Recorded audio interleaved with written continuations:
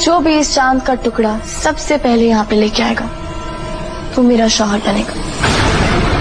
चांद का टुकड़ा? मतलब चांद को जमीन पे लाना पड़ेगा? चांद तोड़कर लाने वाली मिसाल मजाक बन गई।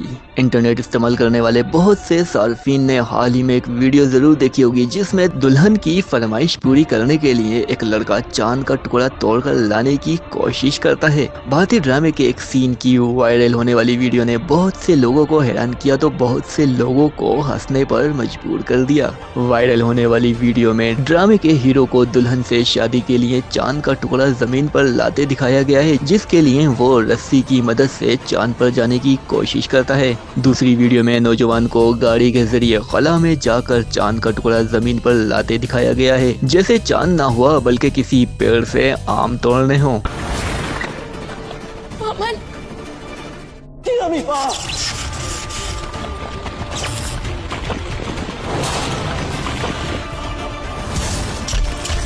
हमने चांद का टुकड़ा तोड़ दिया। वीडियो को देखकर बहुत से सार्फिन ने जहां भारतीय ड्रामे का मजाक उड़ाया, वहीं कुछ का कहना था कि इंडियन ड्रामों में कुछ भी दिखाया जा सकता है।